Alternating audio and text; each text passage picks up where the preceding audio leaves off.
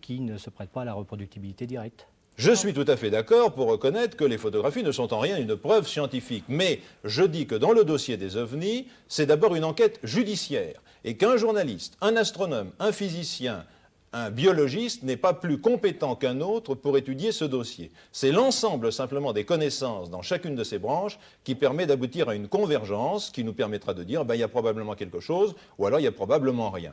Alors nous avons par exemple ici une photographie qui est une photographie récente qui date du mois d'août 1978 qui a été prise en France dans le Vercors.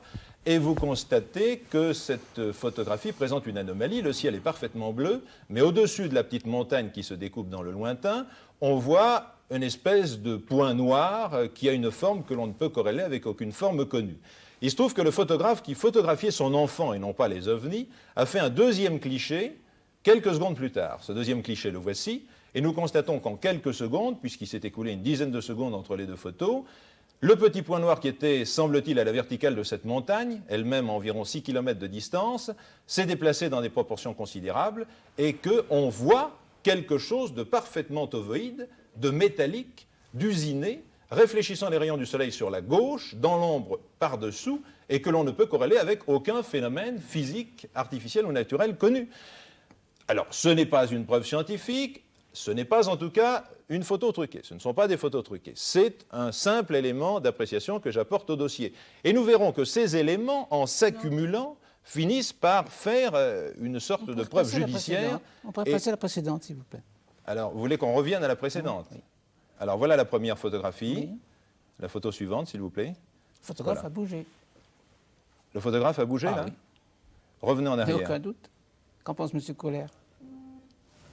Le photographe a changé son angle de tir, Complètement. mais il a simplement fait un décalage d'environ 40 degrés sur la gauche.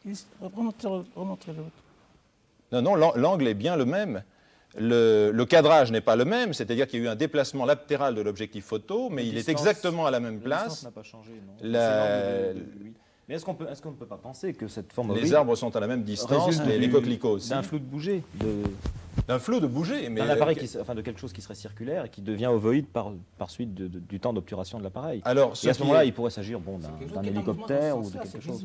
Alors, ce qui est intéressant dans ce genre de photographie, c'est qu'il n'y a aucune explication, d'autant que le photographe a vu passer, après qu'il eut enlevé son appareil pour la seconde fois de son regard, et seulement à ce moment-là, il a vu passer cet engin qui était métallique, qui faisait environ 6 à 8 mètres de diamètre, et qui est passé silencieusement. Ça, il n'en sait rien. Il ne savait pas s'il était métallique, mais c'était comme du métal. Oui, mais si Alors, je c'était suis pas d'accord non plus, c'était peut-être Je ne dans suis un pas matériau d'accord, qui nous je échappe. réfute 6 à 8 mètres.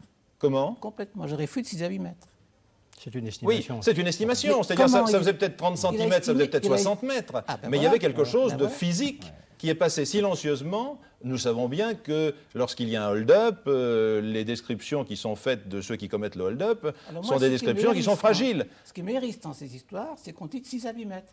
Vous dites vous-même à l'instant, c'est entre 30 cm et 20 mètres. Alors, C'est entre 30 on cm et n'avance 20 pas. mètres. Je dis que nous connaissons la fragilité du témoignage humain, y compris celui des astronomes qui ont vu des canaux sur Mars n'est pas pendant fragile. 50 ans.